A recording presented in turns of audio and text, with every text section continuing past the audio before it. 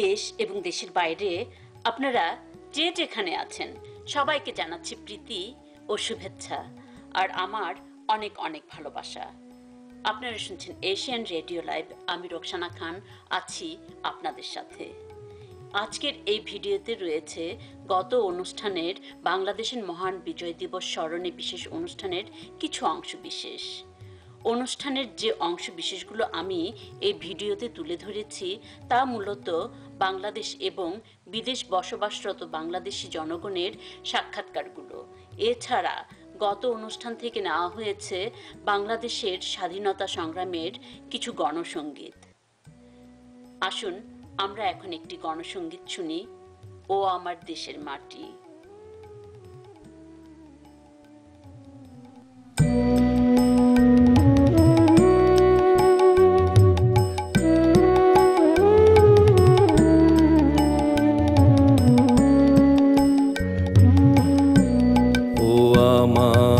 দেশের মাটি তোমার পরে ঠেকাই মাথা, ও আমার দেশের মাটি তোমার পরে ঠেকাই মাথা।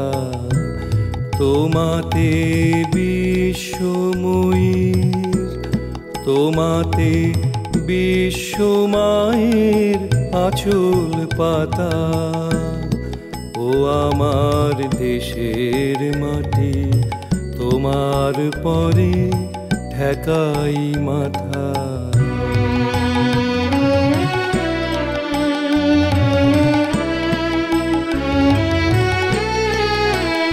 তুমি মিশেছ মোর দেহের সনে, তুমি মিলেছ মোর প্রাণে মনে, মিশেছ মোর দেহের সনে, তুমি মিলেছ মোর প্রাণে মনে।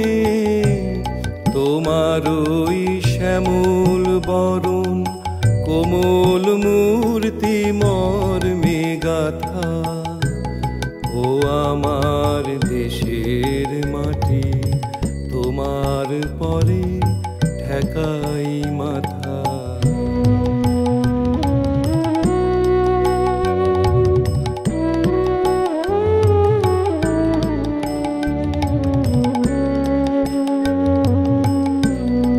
ওগো মা তোমার কোলে জনম আমার মরণ তোমার বুকে, ও মা তোমার কোলে জনম আমার মরণ তোমার বুকে। তোমার পরে খেলায় আমার দুঃখে সুখে, তুমি অন্ন মুখে তুলে দিলে, তুমি শীতল জলে জুড়াইলে, অন্ন মুখে তুলে দিলে, তুমি শীতল জলে জুড়াইলে। তুমি যে সকল সহা সকল বহা মাতার মাতা, ও আমার দেশের মাটি তোমার পরে ঠেকাই মাথা।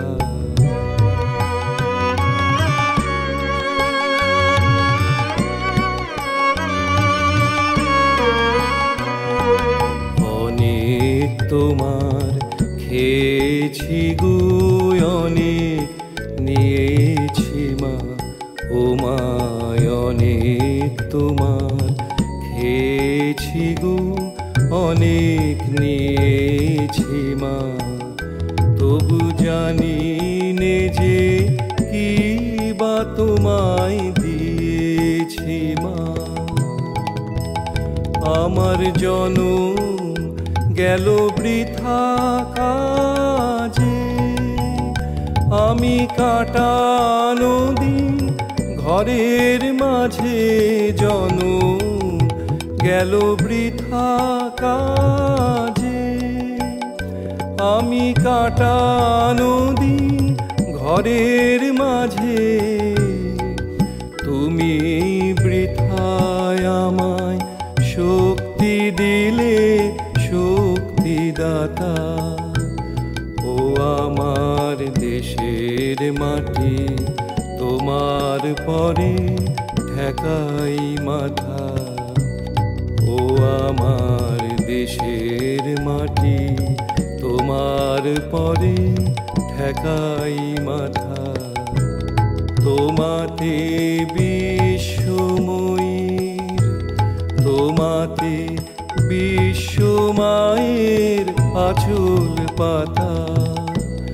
ও আমার দেশের মাটি, তোমার পরে ঠেকাই মাথা। আমি টেলিফোন লাইনে সরাসরি কথা বলেছিলাম বাংলাদেশ এবং বিদেশ বসবাসরত বাংলাদেশি কয়েকজন জনসাধারণের সাথে। আসুন প্রথমে শুনি বাংলাদেশের প্রবাসবাসী নাহার রহমানের সাক্ষাৎকারটি।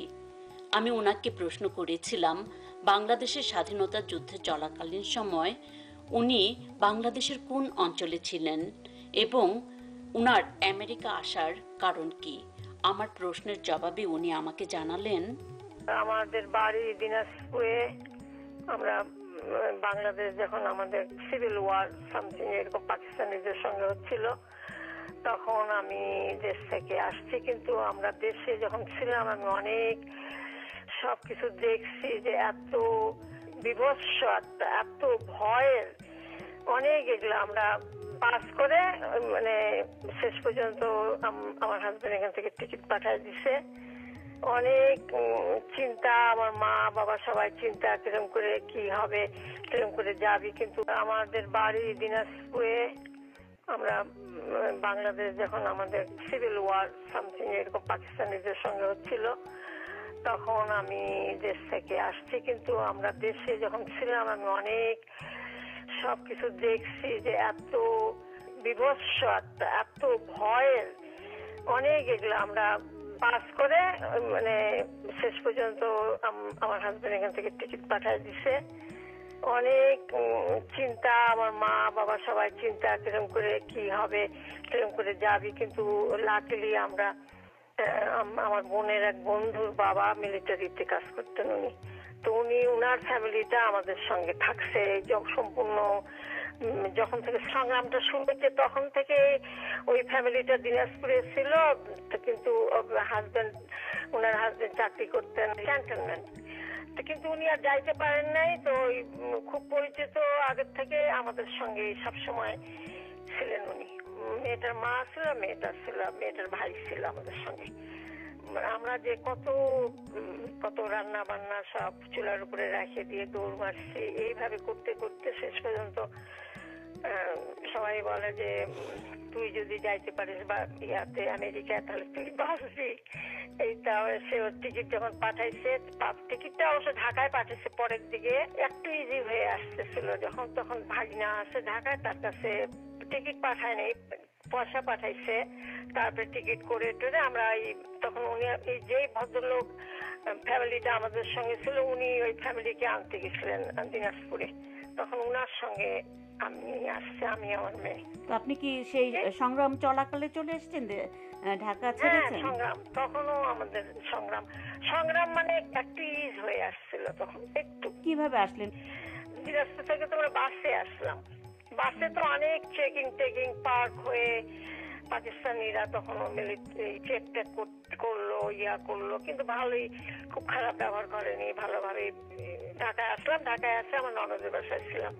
তারপরে ওইখান থেকে আমি পাকিস্তান এয়ারলাইনে আসছি। দেশে যে এই অবস্থা হচ্ছিল সেই সময়টা আপনি কিভাবে যোগাযোগ করলেন এবং জানলেন যে না সবাই ঠিক আছে? হ্যাঁ, ওইটা আমি করতাম কি, আমার এক চাচাতো বোন ছিল ইন্ডিয়াতে, আমাদের বর্ডারের কাছাকাছি বাড়ি। সেই বোনের বাড়িতে ওই ঠিকানায় আমরা চিঠি দিতাম।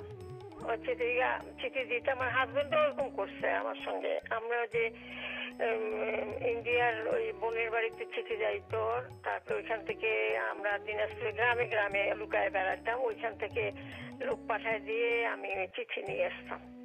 ওইভাবে চলছি। তো ওইভাবে কিছুদিন আমরা আরো আমি চলছি যখন এখানে আসছি। মার্চের কত তারিখে তো ইন্ডিপেন্ডেন্ট হলো, তার আগে পর্যন্ত যেটা করতে হয়েছে ওইভাবে করছে। ইন্ডিয়াতে আমার বোনের বাড়িতে চিঠিগুলো পাঠাইছি, আবার ওইখান থেকে আমার বোন ওই চাচাতো বোন পাঠাই দিচ্ছে চিঠিগুলো বাবার কাছে মার কাছে, মা আবার বাবা ফির ওইভাবে উত্তর দিচ্ছে ইন্ডিয়ার ঠিকানায় পাঠাই দিছে, দিয়ে আবার ফিরে আমার কাছে আসছে এইভাবে। তার মানে আপনি সেপ্টেম্বর পর্যন্ত দেশের যুদ্ধটা দেখে এসেছিলেন? হ্যাঁ, আমি সম্পূর্ণ প্রথম স্টার্ট করে আমরা সব দেখে আসছি। স্যাড ছিলাম, মিস করতাম খুব বেশি করে। আমার মেয়ে বেশি করতো, আরো ও বেশি কাঁদতো, ওর তখন 4 বছর বয়স। আর এই যে আমরা বোঝমেনে যখন আসলাম তখন এত নাইস ওরা আমেরিকানরা ওইখানকার। আর প্রফেসর গুলা, তোমার ভাইয়ের যে প্রফেসর তখন পিএইচডি করতো তো এখানে, প্রফেসরের বউগুলা খুবই ইয়া করতো আমাদেরকে, সব সময় দাওয়াত দিয়ে দিত। তারপরে এমনি যায় আমাদের সঙ্গে দেখা করতো, ক্যান্ডি বানায় নিয়ে যাইতো, কুকিজ বানায়। আমাদের মিস করতেছি যে, সেই জন্য আরো বেশি করে ওরা টেক কেয়ার করছে আমাদেরকে। তবুও তো মিস করতাম না। তারপরে যখন ইন্ডিপেন্ডেন্ট হলো, মানে স্বাধীন হলো তখন ইজি হয়ে গেল অনেক। হ্যাঁ, তো যখন ফোনও করা যায়, আগে তো ফোনও করা খুব অত ইজি ছিল না। তো যখন শুনলেন যে দেশ স্বাধীন হয়েছে, মানে অর্থাৎ 16ই ডিসেম্বরে, তো তখন আপনারা কিভাবে জানলেন এবং কি ফিল করলেন এখানে থেকে? খুবই খুশি, অ্যাটলিস্ট আমরা বাংলাদেশ হলো, আমার ফ্যামিলি, আমার দেশের মানুষ এখন ভালো থাকবে, বাঁচলো। অনেক অত্যাচার না, আমি অনেক অত্যাচার দেখে আসছি। তো আমরা এত দৌড়াতে হয়েছে আমাদের, সব সময় পালায় লুকায় থাকতে হয়েছে সারাক্ষণ, বাড়িঘর ছাড়ি দিয়ে। আপনারা যে এত কিছু মানে পেরিয়ে এসেছেন, তো আপনি কি মনে করেন যে বাংলাদেশের জনগণ তারা কি সত্যিকার অর্থে স্বাধীনতা পেয়েছে? না, এখন তো বেশি পরাধীন হয়ে গেছি। আমাদের বাংলাদেশের মানুষ তো এখন বেশি পরাধীন হয়ে গেছে। কোন অর্থে? ভয়েস নাই, কেউ কিছু কথা বলতে পারে না। মানে যখনই একজন এখানে বসবে, তারপরে আর মনে হয় না যে দুনিয়াতে।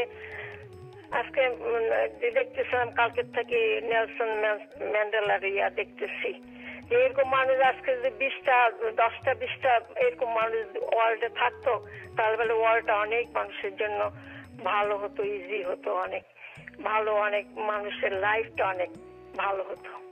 এগুলো দেখেও তো কেউ আমাদের দেশের মানুষেরা মনে হয় না কিছু শিখতেছে।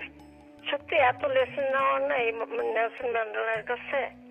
কত কষ্ট করছে লাইফে, কিন্তু কোনোদিন নাকি উনি রিভেঞ্জ নিতে চান নাই, কোনোদিনও ফরগিভনেস, সবসময় ফরগিভনেস এটা ছিল।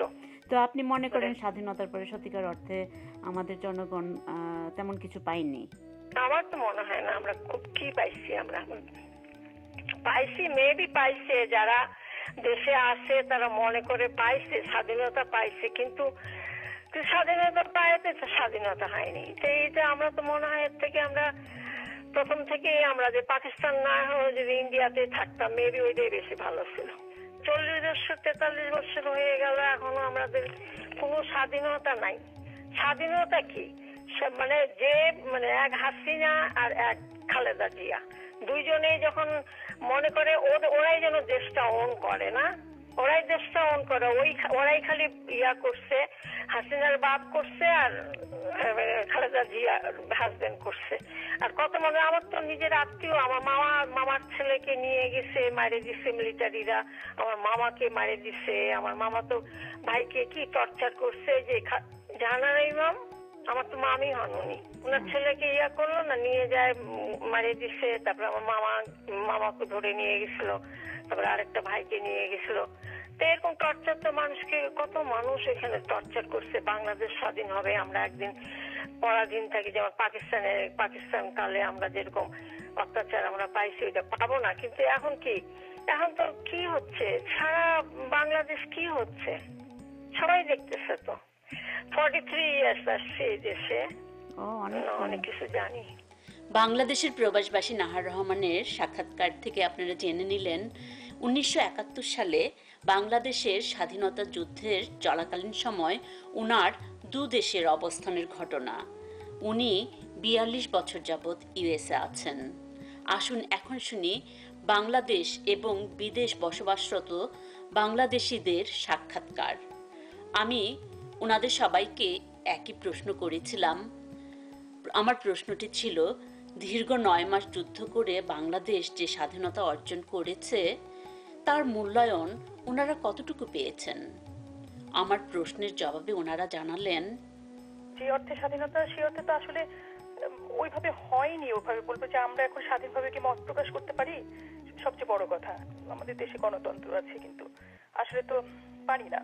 যারাই আসছে পলিটিক্যাল দুইটা পাওয়ার আছে, তো তারাই তো ধরতে গেলে দেশ সবসময় চালাচ্ছে। তো দেশের ওইভাবে তো কোনো 40 বছর পরে কোনো উন্নতি নাই, তাই না? তো দেশের মানুষের মানে ফিনান্সিয়াল অবস্থা কিছু ভালো, কিন্তু কতটুকু ভালো আসলে, আর কতটুকু কি পেলাম সেটা যে কোনো সাধারণ মানুষই বলতে পারবে আসলে।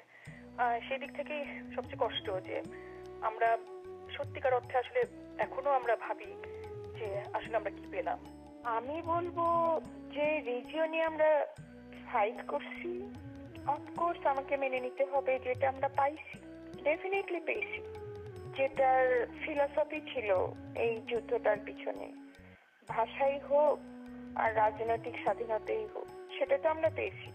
আমরা যদিও একটা দেশ ছিলাম, কিন্তু আমাদের সার্বভৌমত্ব বা পলিটিক্যাল অনেক যেটা ছিল, যেটা আমরা টোটাল স্বাধীনতা আমাদের ছিল না। এখন আমরা কারো ওই ধরনের ইয়েতে নাই। আনফর্চুনেটলি আমাদের দেশে ওভার দ্য টাইম স্বাধীনতা থাকলেও আমাদের রাজনৈতিক প্রবলেমটা জন্য মানুষ যে হিসাবে চেয়েছিল ওইটা ফুলফিল হয় নাই। যারা ওখানে এখন যাদের প্রতিষ্ঠানগুলো ওখানে আছে, ওরা তো আর বের হয়ে আসতে পারছে না। তো এটাই দোয়া করবো যেন ওরা অ্যাটলিস্ট এখান থেকে বের হয়ে আসতে পারে। পড়াশোনাতে যেন কখনো কোনো এফেক্ট না হয়, হরতাল করো, অবরোধ করো, যাই করো, স্টুডেন্টদের যেন সমস্যা না হয়। স্বাধীনতা তো আমরা পাইছি, স্বাধীনতা না পাইলে কি স্বাধীন দেশের নাগরিক হিসেবে তো যথেষ্ট পাইছি। কিন্তু দেশের যে এখন বর্তমান অবস্থা, কম্পিউটারের যুগ হয়ে মানুষ, বিশেষ করে ইয়াং জেনারেশন, দুনিয়ার অনেক ভালো মন্দ নলেজ তাদের আছে এবং তারা পিছনের দিকে তাকাতে চায় না। আমার মনে হয় তারা সামনের দিকে আগাতে চায়, কিন্তু এমন একটা প্রতিবন্ধিতার মধ্যে দেশটা চলছে যে তাদেরকে ওই সুযোগটা থেকে বঞ্চিত করা হচ্ছে অনেক সময়। আমার মতে আমরা স্বাধীনতা পেয়েছি, এর মধ্যে কোনো ভুল নাই। আক্ষরিক অর্থে স্বাধীনতা তো অবশ্যই পেয়েছি, কিন্তু সেটা আমরা ঠিক মূল্যায়ন করতে পারতেছি না। কারণ স্বাধীনতা রক্ষা করাটা কিন্তু অনেক কঠিন। মানে আমাদের ব্যাড পলিটিক্স এর কারণে আমাদের এই সুন্দর দেশটা, যে উদ্দেশ্যে আমাদের দেশটা স্বাধীন হয়েছিল, সেটার আর এখন আমরা ফলটা ঠিক মতো পাচ্ছি না, just because of bad politics.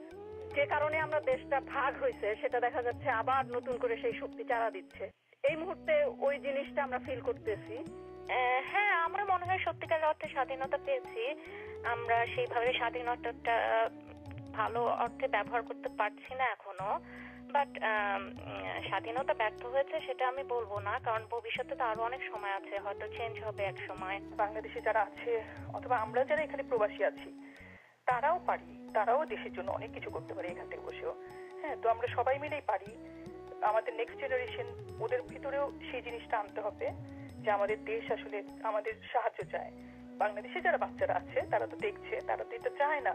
আমরা আমাদের বাচ্চাদেরকে এমন একটা পরিবেশে ফেলেছি যে ওরা ভাবতেই পারে না যে ওরা কিভাবে মুক্তভাবে বাঁচবে, সেটা ওরা আসলে এখনো বুঝতে পারে না। আমরা এখন প্রবাসে আছি দেখে আমরা জানি যে এখানকার বাচ্চারা কতটুকু ওরা সুবিধা পায় এবং কতটা ওরা গিফটেড এখানে থাকাতে, না? কিন্তু সেইটুকু ওরা বুঝার মতো আমাদের ক্যাপাসিটি আমাদের বাচ্চাদেরকে আমরাই দিতে পারি নাই, কিন্তু ওরা পারবে, ওরা নিশ্চয়ই পারবে, অবশ্যই আমি আশা করি। একটুখানি যদি চেতনা আসতো আমাদের যারা আছে, আমরা আমাদের মতো চলতে পারতাম এবং অনেক শান্তিতে চলতে পারতাম। আমরা ইকোনমিক্যালি অত খারাপ নাই, কিন্তু আমাদের মধ্যে শান্তিটা একটু কমে গেছে এই রাজনৈতিক অস্থিরতার জন্য। স্বাধীনতা আমরা পেয়েছি, বিশ্বের মানচিত্রে একটা ভৌগোলিক অবস্থান আমাদের আছে। মনে রাখতে হবে আমাদের স্বাধীনতা কিন্তু ভাষা ভিত্তিক ছিল। ভাষার উপরে আন্দোলন করে আমরা স্বাধীনতা অর্জন করেছি। সেদিক থেকে বাংলাদেশের ভাষা সর্বস্তরে বাংলা ভাষা মনে হয় যে অনেকখানি এগিয়ে গেছে। সেদিক দিয়ে আমাদের সার্থকতা আছে। আমাদের যেটা অভাব সেটা হচ্ছে রাজনৈতিক স্থিতিশীলতা। স্বাধীনতার পরে আমাদের যেটা হওয়া উচিত ছিল দেশের উন্নতির জন্য, জনগণের উন্নতির জন্য, সেটা আমাদের এখনো সৃষ্টি হয়নি। ওদিক দিয়ে আমরা পিছিয়ে আছি আমি বলবো। তবে আমি খুব আশাবাদী, কারণ আমি মনে করি ধ্বংসের শেষ আছে, সৃষ্টির শেষ নেই। আমাদের পলিটিক্স, আমাদের মানে চিন্তা ভাবনা চেতনা কারণে, আমাদের কিছু ব্যাড পলিটিক্সের কারণে আমাদের দেশটা এখনো সেই আগের মানে সুন্দর হওয়ার যে কথা ছিল সেটা এখনো হয়নি। নেক্সট জেনারেশন বা তারপরের জেনারেশন হয়তো বাংলাদেশকে অনেক সুন্দর একটা দেশ হিসেবে তৈরি করতে পারবে। তখন আমরা বলতে পারবো যে হ্যাঁ, আমাদের স্বাধীনতা অর্থবহ হয়েছে। এখনো যে পুরোপুরি ব্যর্থ তা বলবো না, কারণ অনেক সেক্টরে তো বাংলাদেশ উন্নতি করেছে। সবকিছুই যে নেগেটিভ তা তো না, অনেক অনেক উন্নতি করেছে। যে এত কোটি কোটি লোক তারা খেয়ে পড়ে থাকতে পারছে, এই যে এত লোক, এরা সবাই, এবার বাংলাদেশের লোকজন তো কোনো সরকারি সাহায্য পায় না। মানুষজন তারা সবাই নিজেরা নিজেদের খাবার পড়ার ব্যবস্থা করে নিচ্ছে। এই মানুষগুলাই একসময় দেশকে খুব ভালোভাবে তৈরি করতে পারবে। স্বাধীনতার আমরা ফসল পেয়েছি, কিন্তু পুরোপুরি ভাবে যে উদ্দেশ্যে আমাদের দেশটা স্বাধীন, কত লক্ষ লক্ষ মানুষের মানে রক্তের বিনিময়ের যে স্বাধীনতা, সেটা আমরা এখনো পূর্ণ করতে পারি। তাদের অতৃপ্ত আত্মাটা রয়েই গেছে। আমাদের দেশটা হইতে পারতো অনেক অনেক ছোট্ট একটা দেশ, এটা অনেক সমৃদ্ধশালী হওয়ার কথা ছিল। নেক্সট জেনারেশন বা তারপরের জেনারেশন হয়তো বাংলাদেশকে অনেক সুন্দর একটা দেশ হিসেবে তৈরি করতে পারবে। তখন আমরা বলতে পারবো যে হ্যাঁ, আমাদের স্বাধীনতা অর্থবহ হয়েছে। যে শক্তি, পড়া শক্তি, সেগুলো এখনো আমাদের গ্রাস করে আছে। সো এগুলো যদি এট সাম পয়েন্ট কমে যায়, এবং আই এম ভেরি হোপফুল, ইনশাআল্লাহ আমাদের এটা হবেই। আমি আশাবাদী। আমাদের নতুন শক্তি আসলে, নতুন ভাবে করলে আমাদের দেশ আবার যে স্বপ্ন নিয়ে আমাদের দেশ স্বাধীন হয়েছিল সেটা হবে। এটা আমার বিশ্বাস। বাংলাদেশ এবং বিদেশ বসবাসরত বাংলাদেশিদের সাক্ষাৎকার থেকে জেনে নিলেন স্বাধীন বাংলাদেশের নাগরিক হিসেবে বাংলাদেশের জনগণ কি পেয়েছেন এবং জনগণের কল্যাণে বাংলাদেশের কি করা উচিত। এই সাক্ষাৎকারগুলোতে অংশগ্রহণ করেছিলেন নার্গিস হাশেম, তানিয়া আহমেদ, ফারজানা হক, ইসমাত নাকিব ইউএসএ থেকে, ইরানি চৌধুরী কানাডা থেকে, ফরিদা পারভিন বাংলাদেশ থেকে, প্রিয়তি তালুকদার মালয়েশিয়া থেকে। আপনারা শুনছেন এশিয়ান রেডিও লাইভ। আমি রোকসানা খান আছি আপনাদের সাথে প্রতি রবিবার বিকেল 5টা থেকে বিকেল 7টা পর্যন্ত ইউএসএ ইস্টার্ন টাইম। আমি টেলিফোন লাইনে সরাসরি কথা বলেছিলাম বাংলাদেশের নাগরিক আসিফ ইকবালের সাথে। আসুন শুনি ওনার সাক্ষাৎকারটি। আমি আসিফ ইকবালকে প্রশ্ন করেছিলাম যে আমরা যে দেশ স্বাধীন করেছি, স্বাধীনতা পেয়েছি, সত্যিকার অর্থে আমরা কতটুকু মানে মূল্যায়ন করতে পেরেছি, কিংবা আমরা কি সত্যিকার অর্থে স্বাধীনতা পেয়েছি?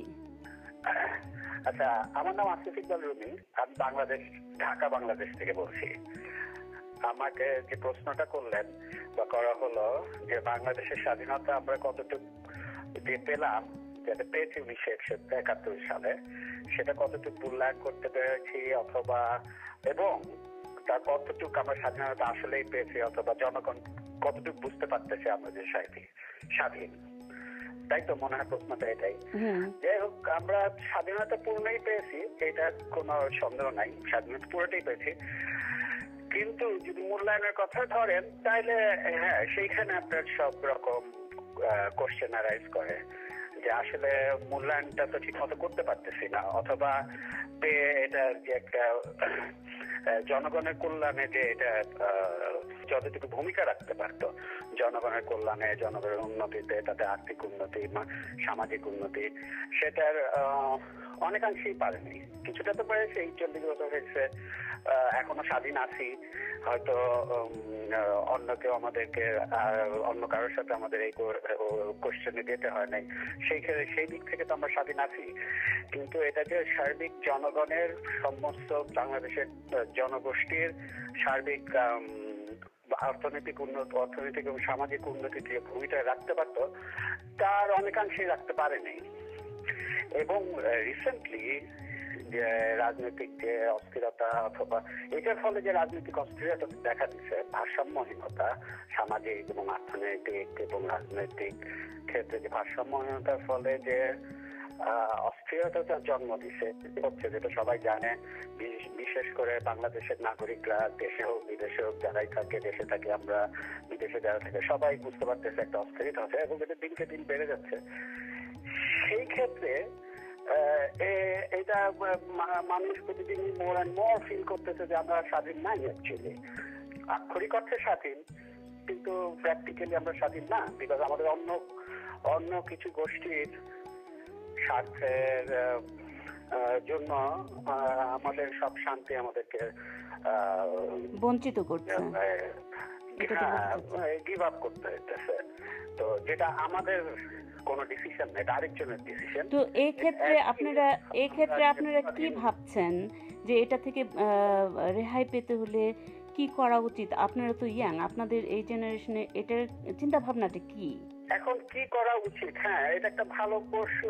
আমাকে যদি করা হয় সেটা হ্যাঁ, এটা একটা বিশাল কোশ্চেন, একটা বিশাল কোশ্চেন এই অর্থে যে এতই একটা আনব্যালেন্স সিচুয়েশনে চলে গেছে ইয়েটা, রাজনৈতিক প্রেক্ষাপটটা যেটাকে বলে, সেটাতে এটা উত্তর দেওয়া কঠিন। তারপরেও খুব সাধারণভাবে যদি উত্তর দিতে হয় সেটা হচ্ছে হলো যে আসলে কয়েকটা জিনিস আমাদেরকে ফিগার আউট করে ফেলতে হবে যে আমরা গত 40 বছর এবং তারও আগে থেকে হিস্ট্রি থেকে আমাদের মধ্যে বেশ কিছু ব্যক্তিগত আক্রোশ আছে, যে 40 বছরের ইতিহাসে বা ব্যক্তিগত এবং দলগত আক্রোশ আছে একে অপরের প্রতি। এটা একটা প্রধান অ্যাসোসিয়েশনের জন্য, কারণ নেগোসিয়েশনটা আপনার সব দেশে সব জাতিতে সব সময় হয়ে আসছে। নেগোসিয়েশন করতে হয় কারণ একই দেশে একই জাতির মধ্যে কয়েক রকম ইয়ে থাকতে পারে, আইডিওলজি থাকতে পারে। সেটা নেগোসিয়েশনের মাধ্যমে তারা একটা কাম সিচুয়েশন বজায় থাকে একটা দেশে, কিন্তু সেটা নাই কারণ আমাদের বেশ কিছু দলগত আক্রোশ আছে অনেক পুরান আমল থেকে, সেই স্বাধীনতার আগের থেকেও হয়তো। সেগুলাকে আমাদেরকে একটা শেষ করতে হবে। মানে আগে কি হয়েছে এটা আর কেউ বলতে পারবে না, এরকম একটা সিচুয়েশনে যাইতে হবে। কিন্তু সেই সিচুয়েশনটা যাওয়াটাই হলো এখন কঠিন। কিন্তু আমার ব্যক্তিগত মনে হয় আমাদের এই তো যে খারাপ অবস্থা এই মুহূর্তে সবাই যেটা জানে, এটা হওয়ার দরকার ছিল। আরেকটু হয়তো খারাপ হইতে হবে। বলে না যে ঝড় বন্যা এগুলি আসলে জঞ্জাল মুছে যায়, এই ধরনের হয়তো কিছু একটা দরকার, যে জঞ্জাল মুছে, যেমন স্বাধীনতার সময় একটা যুদ্ধ হয়েছে, একটা নতুন পরিস্থিতি হয়েছে। আমার মনে হয় এরকম একটা বন্যা ঝড় মানে সিম্বলিক অর্থে বন্যা বা ঝড় এরকম কিছু একটা যেটা জঞ্জাল মুছে দিবে, সেটাই হয়তো এখন হচ্ছে আশা করি। তো তার মানে আপনি বলতে চাচ্ছেন যে মালথিসের যে তথ্য ছিল যে প্রকৃতিগতভাবে এটার সমাধান হয়তো হতে পারে। প্রকৃতগতভাবেই হতে পারে। আপনি যদি এটাকে ন্যাচারাল সিলেকশন বলেন, হ্যাঁ হ্যাঁ নিশ্চয়ই বলতে পারেন। হ্যাঁ, কিছুটা ন্যাচারাল সিলেকশন আছে, সব জাতি সব ইয়েই হয়তো এরকম কিছু কিছু ন্যাচারাল সিলেকশনের মধ্যে দিয়ে একটা পর্যায়ে পৌঁছায়। আমরা হয়তো পৌঁছাবো। আমাদের এটা মনে রাখতে হবে, আমরা এখন 40 বছর, অনেকেই বলে খুব বেশি একটা বয়স না একটা দেশের জন্য, জাতির জন্য। 40 বছর স্বাধীনতার বয়সের কথা বলতেছি, হয়তো খুব বেশি বয়স না, অথবা বেশ মোটামুটি ম্যাচিউর হওয়ার মতো বয়স। কিন্তু ব্যাপারটা হচ্ছে যে 40 বছর বয়স যদি বয়স না হয়ে থাকে, আমাদের কিছু কিছু চড়াই উতরাই অথবা আপ এন্ড ডাউনের মধ্যে দিয়ে যেতে হবে to reach that point where we know ourselves, যে আমরা কি চাই, কি কোন জাতি, এই ধরনের ব্যাপারগুলা। সেই জন্য আমাদেরকে ওই যে কিছু কিছু আমাদের আইডিওলজি যে বিরোধটা আছে, আক্রোশটা আছে এক আইডিওলজির মধ্যে থেকে আরেকটা আইডিওলজির মধ্যে, এটা এখন ঝগড়া বা মারামারি যেভাবেই হোক না কেন করে শেষ করে ফেলতে হবে, যাতে করে 2 বছর পরে গিয়ে আবার ওইটা না ফেরত আসে, এরকম একটা পর্যায়ে যেতে হবে। তাইলে আমরা সামনের দিকে আগাইতে পারবো। এখন অ্যাকচুয়ালি আমরা সামনের দিকে কেউ দেখি না। তো আপনারা কি এ ব্যাপারে খুবই আশাবাদী যে হয়তো বা ইন দ্য ফিউচারে যে এমন কিছু হতে পারে যে বাংলাদেশের যে উদ্দেশ্যগুলি ছিল স্বাধীনতার, সেগুলির দিকে আমরা এগিয়ে যাব, কিন্তু এই সমস্যাগুলির সমাধান হলে আমরা খুব তাড়াতাড়ি আগাতে পারবো? রাইট, ওগুলো একা যাওয়ার জন্য এই সমস্যাগুলো সমাধান হওয়ার হইতেই হবে, অ্যাকচুয়ালি হওয়ার দরকার না, হইতেই হবে, নাইলে পারবো না আসলে।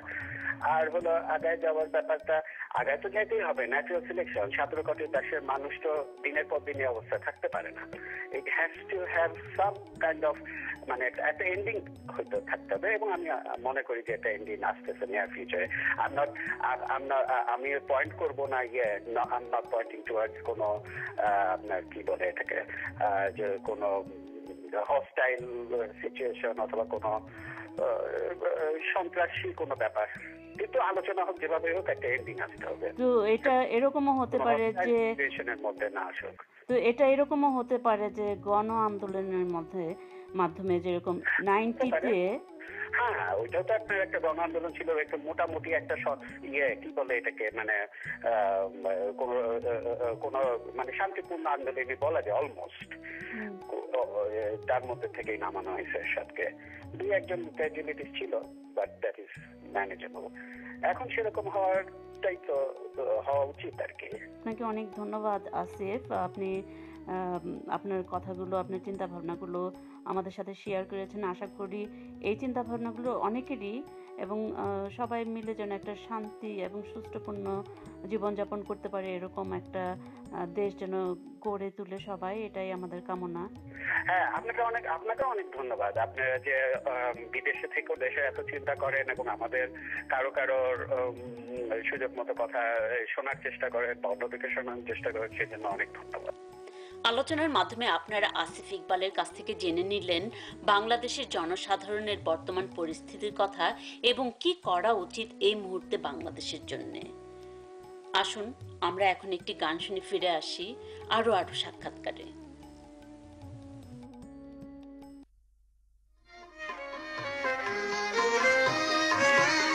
মোরা একটি ফুলকে বাঁচাবো বলে যুদ্ধ করি, মোরা একটি ফুলকে বাঁচাবো বলে যুদ্ধ করি, মোরা একটি মুখের হাসির জন্য অস্ত্র ধরি, মোরা একটি মুখের হাসির জন্য অস্ত্র ধরি, মোরা একটি ফুলকে বাঁচাবো বলে যুদ্ধ করি।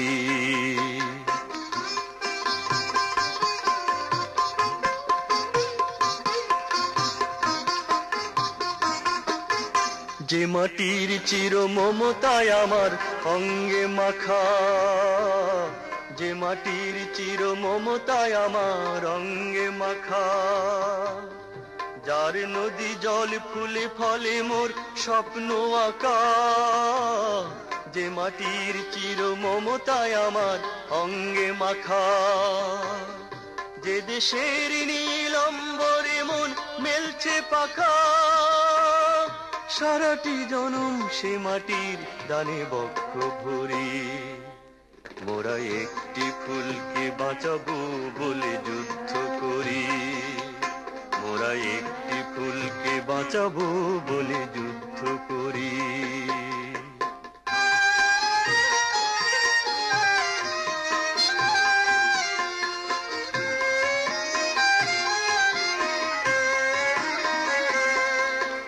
নতুন একটি কবিতা লিখতে যুদ্ধ করি, মোরা নতুন একটি গানের জন্য যুদ্ধ করি, মোরা একখানা ভালো ছবির জন্য যুদ্ধ করি, মোরা সারা বিশ্বের শান্তি বাঁচাতে আজকে লড়ি, নতুন একটি কবিতা লিখতে যুদ্ধ করি, নতুন একটি গানের জন্য যুদ্ধ করি, যে নারীর মধু প্রেমেতে আমার রক্ত দোলে, যে নারীর মধু প্রেমেতে আমার রক্ত দোলে, যে শিশুর মায়া হাসিতে আমার বিশ্ব ভোলে, যে নারীর মধু প্রেমেতে আমার রক্ত দোলে, যে গৃহ কপতি সুখ স্বর্গের দুয়ার খোলে, সেই শান্তির শিবির বাঁচাতে শপথ করি, মোরা একটি ফুলকে বাঁচাবো বলে যুদ্ধ করি, মোরা একটি ফুলকে বাঁচাবো বলে যুদ্ধ করি। মোরা একটি মুখের হাসির জন্য অস্ত্র ধরি, মোরা একটি মুখের হাসির জন্য অস্ত্র ধরি, মোরা একটি ফুলকে বাঁচাবো বলে যুদ্ধ করি, মোরা একটি ফুলকে বাঁচাবো বলে যুদ্ধ করি, মোরা একটি ফুলকে বাঁচাবো বলে যুদ্ধ করি। আসুন আমরা এখন আরেকটি সাক্ষাৎকার শুনি বাংলাদেশ থেকে শাহেদ হাসানের কাছ থেকে। আমি ওনাকে সরাসরি প্রশ্ন করেছিলাম টেলিফোনের মাধ্যমে, স্বাধীন বাংলাদেশের দীর্ঘ ৪২ বছর বয়সে বাংলাদেশ কতটুকু সফলতা অর্জন করতে পেরেছে এবং স্বাধীন নাগরিক হিসেবে জনগণ বাংলাদেশের কাছ থেকে কতটুকু মূল্যায়ন পেয়েছেন। তার জবাবে উনি বলেন, আমি হাসান বাংলাদেশ থেকে বলছি। হ্যাঁ, আমরা স্বাধীনতা পেয়েছি অনেক রক্তের বিনিময়ে এবং একটা বড় ধরনের একটা যুদ্ধ করে এই স্বাধীনতা অর্জন করতে হয়েছে। বাট স্বাধীনতার ৪০ বছর পরে আজকে যে প্রশ্নটা আসছে যে আমরা এটা কতটুকু এটার সুফল পাচ্ছি কিনা, এই ধরনের আসলে সত্য বলতে সুফল আমরা ওইভাবে এখনো মনে হয় অনেক কিছুই আমাদের পাওয়া বাকি আছে। আমরা পেয়েছি আমাদের স্বাধীনতার যে কিছু কিছু আমরা অনেক কিছুই পেয়েছি, কিন্তু আমার মনে হয় যে আবার অনেক কিছু আমরা পাইনি। বিশেষ করে ব্যক্তির স্বাধীনতা যদি বলি, আমার যে মানে সামাজিক স্বাধীনতা যদি বলি, বাড়ি থেকে বের হয়ে আমি আমার কার্যস্থলে যেতে চাই, আমি আমার মতো করে বেড়াতে চাই, কিন্তু এখানে প্রতিটা জায়গায় দেখা যায় বিভিন্ন ধরনের একটা বাধা বিপত্তি, এবং এটা হলো দলগত আমাদের নিজেদের মধ্যেই বিভিন্ন ধরনের সমস্যা, এবং সেখানে হরতাল, সেখানে অবরোধ, সেখানে আগুন দিয়ে মাছ পুড়িয়ে দেওয়া, মানুষের গায়ে আগুন দিয়ে পুড়িয়ে দেওয়া, এর ফলে একটা বিব্রতকর অবস্থা এবং সবসময় একটা মানে সেই এর মতো মনে হয় যে আমি নিজে ঘরের মধ্যে যেন বন্দী হয়ে আছি। আমি এটা বলতে চাই, এটা খুবই ব্যক্তিগত পর্যায়ে। এখন স্বাধীনতার সুফল তো আসলে এটা একটা সুন্দর দেশ, একটা মানে পরিচ্ছন্ন অবস্থায় থাকবে, আমরা নিজেদের মতো করে আমাদের সবকিছু আমরা গড়ে নিব, এসব জায়গায় একটা বেশ আমার মনে হয় ঘাটতি আছে। এই ঘাটতিটা কিভাবে পূরণ করতে আমরা পারি? হ্যাঁ, এই ঘাটতিটা আসলে এটা আসলে আমার মনে হয় যে মেনলি এর জন্য আমাদের যে রাজনীতিবিদরাই, তারাই কিন্তু তাদের নিজস্ব তারা ওই নিজেদের স্বার্থ, দলের স্বার্থ, ব্যক্তিগত স্বার্থ, এর বাইরে তারা বেরিয়ে না আসার জন্য আজকে এই সমস্যাটা বেশি হচ্ছে। এবং তার ফলে যারা নর্মাল জনগণ, যারা এরাই কিন্তু এটার ভিকটিম, এটা হলো সমস্যা। তাদের মধ্যে ওই ডেভেলপমেন্টটা এখনো পর্যন্ত হয়নি। এই ডেভেলপমেন্টটা যতদিন না হবে ততদিন কিন্তু আমাদের এই সমস্যাটা রয়ে যাবে। গণ আন্দোলনের কারণেই আমরা ভাষা পেয়েছি, কারণ সাধারণ জনগণই এগিয়ে এসেছে এবং স্বাধীনতার সময় সেম জিনিস হয়েছে, কিন্তু এই মুহূর্তে কেন হচ্ছে না? সে সময় তো ছিল দুটি দেশের মধ্যে, কিন্তু এখন হচ্ছে দেশের মধ্যে দুটি দলের মধ্যে কিংবা তার চেয়ে অধিক দলের মধ্যে। কিন্তু এই ক্ষেত্রে সাধারণ জনগণ কি ধরনের ভূমিকা রাখতে পারে এবং কি করলে এই সমস্যাগুলো ফেস করতে পারে এবং এটা সমাধান করতে পারে? আমি এখনো বিশ্বাস করি, খুব সুন্দর প্রশ্ন, যে এই মুহূর্তে তখন ছিল দেশের সঙ্গে আর একটা দেশের একটা যুদ্ধ, কিন্তু এখন আমাদের নিজেদের মধ্যে যে সমস্যাটা, এবং সেটা করে দেখা যাচ্ছে রাজনীতিবিদরা কোনোভাবেই তারা কোনো ছাড় দিতে রাজি নয়। আমার মনে হচ্ছে এই মুহূর্তে বাংলাদেশের মানুষ যেভাবে জিম্মি হয়ে আছে এবং মাসের পরে মাস, আমার বিশ্বাস যে তারা ফেড আপ হয়ে যাচ্ছে এবং তারা অতি শীঘ্রই তারা নিজেরাই বেরিয়ে আসবে এবং তারা এই ধরনের অবরোধ, এই ধরনের যেটা কিনা আন্দোলনের নামে যেসব খারাপ কর্মকাণ্ড, যেটা এগুলোর বিরুদ্ধে তারা মাঠে নেমে আসবে এবং জনগণই এখান থেকে আমার মনে হয় যে এটাকে একটা ভালো একটা অবস্থানে নিয়ে যেতে পারবে। তো এই ধরনের ঘটনা কি পূর্বে ঘটেছিল বাংলাদেশে? বাংলাদেশের আন্দোলনের বহু বছর থেকে, সেই আপনি যেটা বললেন ভাষা আন্দোলন থেকে শুরু করে স্বাধীনতা যুদ্ধের আন্দোলন, ওই আন্দোলন আর আজকের আন্দোলনের মধ্যে হিউজ ডিফারেন্স। সামরিক শাসনের বিরুদ্ধে, এবং এখানে টোটাল পার্টিসিপেশন ছিল জনগণের। তারা এটার বিরুদ্ধে তারা আন্দোলন করেছে, মাঠে নেমেছে, তারা বিভিন্ন সময় সভা করেছে, কিন্তু এই জ্বালাও পোড়াও, ভাঙচুর, মানুষের গায়ে পেট্রোল বোমা দেওয়া, এই যে অপরাজনীতি, এখন যেটা হচ্ছে রাজনীতির নামে একটা সন্ত্রাসী তৎপরতা, এই ধরনের এই সমস্যাটা কিন্তু এখন প্রকট, অতীতে বাংলাদেশে কখনোই হয়নি। এটার বিরুদ্ধে কিন্তু এখন আমার মনে হচ্ছে জনগণ তাদের পিঠ থেকে গেছে, তারা এখন রাস্তায় নেমে আসবে অতি শীঘ্রই। তারা বলবে যে আমরা এগুলো মানি না এবং যেভাবে হোক এটাকে বন্ধ করতে হবে। একমাত্র এটাই সলিউশন আমার মনে হয়। আপনি কি আশাবাদী এ ব্যাপারে?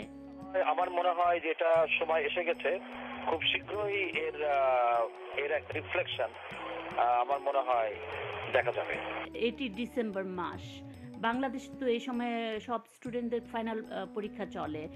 এই হরতালগুলিতে তাদের উপরে কতটুকু রিফ্লেকশন আর প্রতিফলন ঘটে? যেটা আপনি বললেন এটা খুব ইম্পর্টেন্ট একটা কোশ্চেন, যে অ্যাটলিস্ট তো এই হরতাল অবরোধের মধ্যে অফিস খোলা থাকে, গার্মেন্টস ইন্ডাস্ট্রি গুলা খোলা থাকে, কিছু কিছু দোকানও খোলা থাকে, কিন্তু স্কুলগুলা অলমোস্ট সব ক্লোজ, বিকজ তাদের সিকিউরিটি, তারা স্কুল কর্তৃপক্ষ কখনো এগুলাকে এনশিওর করতে পারে না। এবং তারা এই যে লস যেটা, এবং তারা যে দিনের পর দিন যে তাদের ক্লাসগুলো বন্ধ থাকছে, তাতে করে তাদের মধ্যে একটা খুব, তারা তো অনেক ছোট, তারা আসলে যা দেখছে যে এই যদি দেশের অবস্থা হয় তাহলে ভবিষ্যতে তারা কিভাবে এগোবে, এবং আমার মনে হয় তাদের উপরে খুবই একটা বিরূপ একটা প্রতিক্রিয়া তাদের মধ্যে তৈরি হচ্ছে, যেটা ভবিষ্যতে তাদের এগিয়ে যাওয়ার জন্য যথেষ্ট, আমি মনে করি এটা একটা ব্যাড ইমপ্রেশন তৈরি হচ্ছে। যদি এটা অতি দ্রুত এটা সমাধান না হয়, তাহলে যাদের সামর্থ্য আছে, যারা বাইরে লেখাপড়া করাতে পারে, কিন্তু তারা চেয়েছিল যে দেশেই তাদের ছেলে বা মেয়েকে এখানে তারা একটা সার্টেন লেভেলে লেখাপড়া করিয়ে হয়তো বা উচ্চ শিক্ষার জন্য তারা বিদেশে পাঠাবে, কিন্তু এখন যে সিচুয়েশন, যদি এটা আরো লেন্দি হয় এবং এই কর্মকাণ্ডগুলো যদি বন্ধ না হয়, তাহলে দেখা যাবে যে বাবা মা যারা ক্যাপাবল তাদের বাচ্চাদেরকে বাইরে পাঠানোর, তারা হয়তো আরো আর্লি পাঠানোর জন্য একটা মানসিকভাবে তারা প্রস্তুতি নেবে। দেশে যে এরকম রাজনীতি অস্থিরতা চলছে, এক্ষেত্রে আপনারা কি মনে করেন যে বাইরের অন্যান্য দেশগুলির প্রতিক্রিয়া কি, এবং সেই ব্যাপারে আপনারা কতটুকু ফিল করেন? এখন তো আসলে প্রতিটা দেশ তাদের নিজস্ব, তাদের চিন্তা ভাবনা, তাদের সামাজিক অবস্থান বলেন, তাদের অর্থনীতি বলেন, তারা খুব তাদের ইয়ে দিয়ে সব এগিয়ে যাচ্ছে। আর আমাদের যে ঘটনাগুলো এখানে ঘটছে শুধুমাত্র দলগত কিছু বিভেদ তাদের স্বার্থের জন্য, এটা আমি মনে করি আমার দেশের জন্য খুবই একটা লজ্জাস্কর অবস্থা, এবং এতে করে আমার দেশের যে একটা ইমপ্রেশন, এবং সেটা অবশ্যই অন্যান্য দেশের কাছে এটা খুবই একটা নিম্ন একটা ইমপ্রেশন তৈরি হচ্ছে। আপনারা জেনে নিলেন সাক্ষাৎকারের মাধ্যমে একজন স্বাধীন বাংলাদেশের নাগরিক হিসেবে তাদের কাছে কি চাওয়া, সুস্থ স্বাভাবিক জীবনযাপন করা, এটাই তো সবার স্বপ্ন। আসুন আমরা আরেকটি সাক্ষাৎকার শুনি। আমি ইমতিয়াজ জামানের সাথে কথা বলেছিলাম বাংলাদেশে, সরাসরি ওনার সাথে টেলিফোনের মাধ্যমে সাক্ষাৎকারটি আমি নিয়েছি। ওনাকে আমি প্রশ্ন করেছিলাম বাংলাদেশের স্বাধীনতা সংগ্রামের বীর মুক্তিযোদ্ধাদের বর্তমান অবস্থান কোথায়। আমার প্রশ্নের জবাবে উনি আমাকে জানালেন, ইমতিয়াজ বাংলাদেশ থেকে বলছি। আমার বাবা একজন মুক্তিযুদ্ধের সংগঠক ছিলেন। উনি স্বাধীনতার জন্য অনেক ত্যাগ প্রতীক্ষা কষ্ট সহ্য করতেন, কিন্তু ওনারা যে কষ্ট করে স্বাধীনতা এনে দিল আমাদেরকে, আমরা এই স্বাধীনতার কতটুকু মূল্যায়ন করতেছি, সেটাই আমার প্রশ্ন আপনাদের কাছে। আমাদের বাঙালির যে ঐতিহ্য, বাংলাদেশের যে মুক্তিযুদ্ধের ঐতিহ্য, মুক্তিযুদ্ধের কিভাবে আছে, তাদের পরিবারটা কিভাবে দিন কাটাচ্ছে, এই দিকে কারো কোনো ভ্রুক্ষেপ নেই। স্বাধীনতা আমরা পেয়েছি, আমরা তো ভাই বোন স্বাধীনতা পেয়েছি। যারা স্বাধীনতার জন্য কষ্ট করে গেল, তাদের পরিবার তারা কিভাবে আছে, তাদের খোঁজ খবর নেওয়া, খুঁজি বের করা। অনেক অভিমান মুক্তিযোদ্ধা আছে যারা সার্টিফিকেটের জন্য মুক্তিযুদ্ধ করেনি, তাদেরকেও মূল্যায়ন করা, এবং এটা দায়িত্ব মুক্তিযোদ্ধাদেরই। মুক্তিযোদ্ধার যে এটা মূল্যায়ন অনেকে করেনি, যারা সংগ্রামের জন্য, যারা যুদ্ধ করেছেন, প্রাণ দিয়েছেন, রক্ত দিয়েছেন, অনেক কিছু হারিয়েছেন, কিন্তু তারপরেও দেশ তো স্বাধীন হয়েছে এবং সেই স্বাধীনতার জন্য তো অনেকেই গর্বিত, কিন্তু সেই গর্ব রাখার পরিস্থিতি কি বর্তমানে আছে? বর্তমান পরিস্থিতিতে আমাদের জীবন একটু ব্যাহত হচ্ছে, কিন্তু এই জিনিসটা আমরা যদি কাটাই উঠতে পারি, কিংবা এই সময়টা আমরা পার হইতে পারি, এইটাই প্রমাণিত যে বাংলাদেশে যারা অন্যায় করেছে, মুক্তিযুদ্ধের বিরুদ্ধে যারা মুক্তিযুদ্ধের ফ্যামিলিদেরকে অত্যাচার করছে, বুদ্ধিজীবীদেরকে হত্যা করছে, এই যে অন্যায়টা করছে, অন্যায় করে যে পার পাওয়া যায় না, এটা একটা দৃষ্টান্ত হতে যাচ্ছে আজকে 12টা একে। এখান থেকে শিক্ষা নেওয়া উচিত যে অন্যায় করলে কেউ রক্ষা পাবে না। কিন্তু আপনি কি মনে করেন যে যাকে ফাঁসি দেওয়া হচ্ছে, ফাঁসি দেওয়ার পর সমস্যার সমাধান হবে? আমাদের দেশে যে রাজনৈতিক আর বিরোধী রাজনৈতিক দল আছে, যেগুলি নাম উল্লেখ করলাম না, ওগুলি তারা তো চাবে তাদের দলের নেতাদেরকে বাঁচানোর জন্য, তাদের দলের বা নেতাদেরকে বাঁচানোর জন্য তাদের জেলের পিঠ থেকে গেছে। এখন তারা মানে বাইহুক তারা চেষ্টা করবে দেশের মধ্যে একটা বিশৃঙ্খলা পরিবেশ সৃষ্টি করার জন্য। এই জন্য আমাদের দেশের আপামর জনতার সজাগ হওয়া দরকার। যেখানে কোনো যদি যে কোনো আত্মঘাতী কোনো সংবাদ পাওয়া যায়, তাৎক্ষণিক ভাবে আমাদের প্রশাসন আছে তাদেরকে খবর দেওয়া, তাদেরকে অ্যালার্ট করে দেওয়া, এই বিষয়ে তাদেরকে সজাগ করে দেওয়া। তাদের সহযোগিতা অনেকটা কাজে লাগবে ৭১-এ জনগণের সজাগ থাকার জন্য। এবং এটা এখন যদি এই মুহূর্তে হয়, তাহলে দেশের অনেক সমস্যাগুলোর সমাধানের সম্ভাবনা থাকতে পারে, সেটা আপনি বলতে চাচ্ছেন? জি, ৭১-এ মুক্তিযুদ্ধের সময় যেভাবে অনেক মানুষ, অনেক ছোট ছোট বাচ্চারাও সহযোগিতা করেছে মুক্তিযুদ্ধের সপক্ষে, সেই ঠিক ওই একই ভাবে আমাদেরকে আমাদের মুক্তিযুদ্ধের সপক্ষে শক্তিকে শক্তিশালী করার জন্য এখনো আমাদের বাংলাদেশের বাঙালি জনতাকেই আগায় আসতে হবে। এবং আমরা ইনশাআল্লাহ যে যদি সবাই একতাবদ্ধভাবে কাজ করে যাই, তাহলে আমরা আমাদের যে গন্তব্য আছে, আমাদের যে গন্তব্যের জন্য আমাদের দেশে শহীদ হয়েছে, অনেক মা বোনের সম্ভ্রম হানি হয়েছে, তারা এরকম আত্মবলিদান দিয়েছে, তাদের যে কারণে দিয়েছে, সেটা আমরা যদি করতে না পারি, কারা করবে? তো আপনি কি মনে করেন যে ৭১-এ যে ঘটনাগুলো ঘটেছে, এখন যে ঘটনাগুলি ঘটছে, তো আপনি কি মনে করেন যে এটা কি কম হচ্ছে ৭১-এর চেয়ে? হ্যাঁ, ৭১-এ যেভাবে মানুষ মেরেছে রাজাকাররা, ঠিক সেইভাবে এখনো বাংলাদেশে এরকম গাড়িতে আগুন লাগিয়ে দিচ্ছে, পুড়িয়ে দিচ্ছে। বার্নার ইউনিটে অনেক অনেক রোগী, তাদের মনোভাব, তাদের তো দূর হয় নাই, তাদেরকে তো ক্ষমা করা যাবে না। কিন্তু তখন তো ছিল এক দেশের সাথে আরেক দেশের, কিন্তু এটা তো হচ্ছে দেশের মধ্যে, রাজনীতিবিদদের মধ্যে, যারা ক্ষমতায় আছে কিংবা যারা অপোজিশন পার্টিগুলির মধ্যে হচ্ছে। আর মাঝখান থেকে সাধারণ জনতা তো এই ব্যাপারে কিছু নাই। দেশের জন্য যারা যুদ্ধ করেছিলেন, তারা তো নিজের দেশকে রাখার জন্যে যুদ্ধ করেছেন, কিন্তু এই মুহূর্তে জনগণ কিসের জন্য যুদ্ধ করবেন? এখন জনগণ যুদ্ধ করবে স্বাধীনতা যারা এনে দিয়েছে, সেই স্বাধীনতাকে রক্ষা করার জন্য জনগণ যুদ্ধ করবে।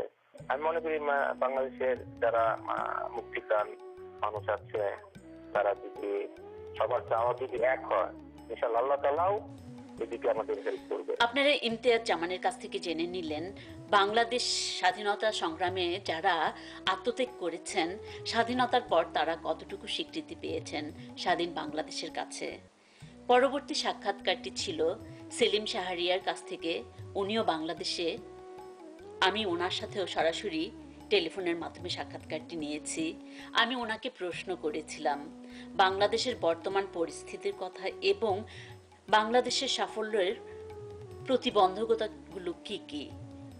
আমার প্রশ্নের জবাবে উনি আমাকে জানালেন, না, আমরা স্বাধীনতা আমরা সুফল ভোগ করতে পারিনি এবং আমরা স্বাধীনতাকে আমরা অবমূল্যায়ন করে ফেলছি। আমরা বেশি স্বাধীন হয়ে যাওয়াতে আমাদের আনব্যালেন্স হয়ে গেছে। আমরা যে যেখানে যাচ্ছি যেভাবেই নিজেদের ব্যক্তি স্বার্থ দেখে জনস্বার্থকে আমরা মানে মূল্যায়ন করছি না। আমাদের যারা বিশেষ করে রাজনৈতিক দলটা যারা আছে, আমাদের রাজনীতিবিদ যারা আছে, আমি বলবো সাধারণ মানুষ যারা রিমোট এলাকাতে যারা রাজনীতির সঙ্গে জড়িত না, এরা কিন্তু ঠিক আছে, তারা চায় যে স্বাধীনতা সুফলতা ভোগ করি। যারা রাজনীতিবিদ সব এখন আমাদের তো সব ব্যবসায়ী, সব নিজেদের স্বার্থ নিয়ে অর্থ নিয়ে এই জন্য ব্যস্ত, যার ফলে তারা মূল্যায়ন করতেছে না। এই ব্যাপারে আমাদের কি করা উচিত, কি পদক্ষেপ নেওয়া উচিত? মানে কি বলা যাবে, রেভলিউশন একটা নতুন করে হবে, যেখান থেকে নতুন প্রজন্ম যদি বা নতুন চিন্তা চেতনার মধ্যে যদি একটা নতুন কিছু করা যায়। এছাড়া আমি এই পুরোনো লোকজন নিয়ে বিএনপি বলো, আওয়ামী লীগ বলো, যারাই বলো না কেন, ওখান থেকে যাচ্ছে, ওখান থেকে যাচ্ছে। তো এইসব মিলে আমরা এখন রাজনীতিবিদদের পরে সবাই বিতশ্রদ্ধস্ত হয়ে গেছে সবাই। তো আপনি কি বলতে চাচ্ছেন যে আমরা কোনো কিছুই পাইনি সেই ৭২-এর ভাষা থেকে আরম্ভ করে এ পর্যন্ত? না, আমরা যা পাইছি, হ্যাঁ, এটার কি বলা যাবে, আরো পাওয়ার কথা, স্বাধীন দেশে আরো বেশি পাওয়ার কথা ছিল। আপনি তো বলছেন যে রাজনৈতিক অস্থিতিশীলতার জন্য এরকম হচ্ছে, কিন্তু ডেমোক্রেসি যেটা আছে, ডেমোক্রেসিতে আমাদের ফিলোসফি হবে, আমাদের মানে ঠিক ডেমোক্রেসিটা আছে সেটা হলো হয়ে গেছে যে ব্যক্তিকেন্দ্রিক ডেমোক্রেসি, যে রুলস গুলো এখন আছে আমাদের মানে যারা দেশ চালায় তাদের ক্ষমতার উপরে, সেখানে ডেমোক্রেসি নাই, যার ফলে একনায়কতন্ত্র হয়ে যাচ্ছে। এই সমস্যা হচ্ছে এইটাই। এখানে যেমন বিচার বিভাগের ক্ষমতা প্রধানমন্ত্রী, সংসদের ক্ষমতা প্রধানমন্ত্রী, তারপর প্রদেশের ক্ষমতা প্রধানমন্ত্রী, প্রশাসনের ক্ষমতা মানে প্রধানমন্ত্রী একা একদিকে আর রাষ্ট্র একদিকে, যার ফলে হয়েছে কি কেউ যে তার মানে ওপিনিয়নটা বলে করবে, সে বললে তার পথ থাকবে না, যার ফলে ওই ফিল্ডে কেউ কথা বলে না। আর একক ক্ষমতা চলে গেছে তোমার প্রধানমন্ত্রীর হাতে, যার ফলে ডেমোক্রেসি ঠিক মতো আসতেছে না। এই সমস্যা এইটাই, বিকেন্দ্রীকরণ করতে হবে সবকিছু অন্যান্য দেশের সঙ্গে মানে তুলনা করে। অন্যান্য দেশের তুলনাগুলো আপনাদের কি চিন্তা ভাবনায় আসছে? আপনি কি কোনো এক্সাম্পল দিতে পারবেন? বিশেষ করে ক্ষমতা যদি অন্যান্য দেশের গণতান্ত্রিক ধারার মতো যদি না থাকে, তাহলে সেখানে জনগণের প্রতিফলন ঘটে না। আমি বাংলাদেশের একটা সাধারণ মানুষ, আমি এটুকু বলবো যে প্রকৃত অর্থে ডেমোক্রেসি বলতে যেটা বোঝায় সারা ওয়ার্ল্ডের সাথে তুলনা করে সেইভাবে আমাদের মানে যারা রাষ্ট্রপ্রধান থাকে তাদের এবং মানে বিশেষ করে প্রধানমন্ত্রী আর রাষ্ট্রপতির সাথে মানে যেভাবে এদের ক্ষমতাগুলো সেভাবে করা উচিত। ভাগ করে দিলে তাহলে সব ক্ষেত্রে তারা তাদের মানে স্বাধীনভাবে তারা কাজ করতে পারবে এবং সেখানেই সাধারণ মানুষের বা প্রকৃতপক্ষে তার মতামতটা মানে মানে সেভাবে মানে চলতে পারবে। একক ব্যক্তির কাছে কারো মানে জিম্মি থাকতে হবে না। স্বাধীনতার তো অ্যাকচুয়ালি পারপাসটা ছিল যে সবাই সমানভাবে গণতন্ত্র পাবে এবং সবার সমান অধিকার থাকবে। এটা আপনি বলতে চাচ্ছেন যে এটা মানে কখনোই হয়ে ওঠেনি? না, আমি আজকে পড়লাম যেটা, আমি আজকে মানবাধিকারের ইন্টারন্যাশনাল মানবাধিকার যেটা হিউম্যান রাইটস যে 30টা পয়েন্ট ছিল, আমি জানতাম না, এটা 30টা পয়েন্টই পড়লাম যে তার চলাচল, তার স্বাধীনতা, তার আইনগত দিক সব এর মধ্যে আছে। 30টা পয়েন্ট আছে, তার মধ্যে আমরা 15টাই ভোগ করি না।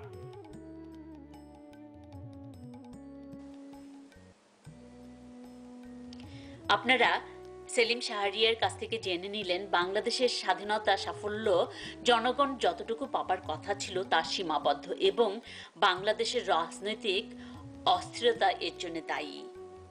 আসুন এখন আমরা আরেকটি স্বাধীনতার গান শুনি, স্বাধীনতা চেতনার গান শুনি, মাগো ভাবনা কেন।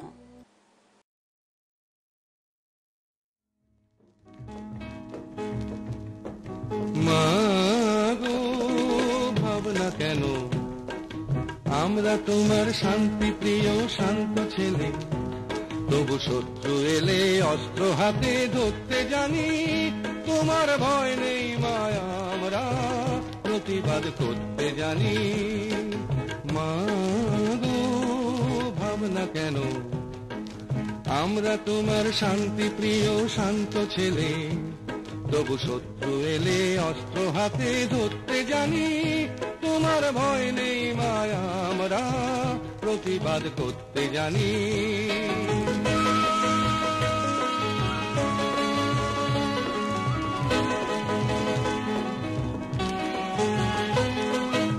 আমরা হারবো না, হারবো না, তোমার মাটি একটি কণাও ছাড়বো না। আমরা হারবো না, হারবো না, তোমার মাটি একটি কণাও ছাড়বো না। আমরা পাঁজর দিয়ে দুর্গ ঘাঁটি গড়তে জানি, তোমার ভয় নেই মায়া, আমরা প্রতিবাদ করতে জানি।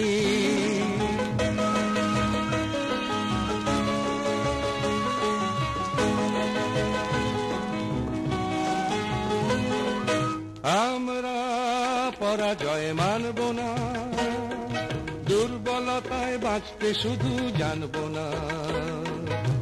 আমরা জয় মানব না, দুর্বলতায় বাঁচতে শুধু জানবো না।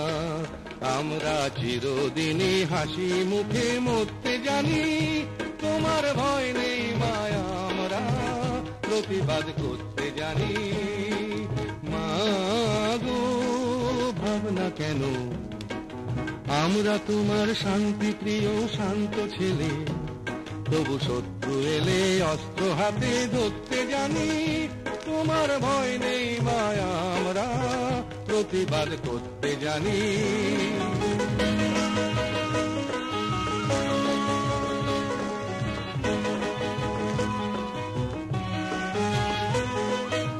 আমরা অপমান সইব না, ভীরুর মতো ঘরের কোণে রইব না। আমরা অপমান সইব না, ভীরুর মতো ঘরের কোণে রইব না। আমরা আকাশ থেকে বজ্র হয়ে ঝরতে জানি, তোমার ভয় নেই মায়া, আমরা প্রতিবাদ করতে জানি। মাগো ভাবনা কেন, আমরা তোমার শান্তি প্রিয় শান্ত ছেলে, তবু শত্রু এলে অস্ত্র হাতে ধরতে জানি, তোমার ভয় নেই মায়া, আমরা প্রতিবাদ করতে জানি।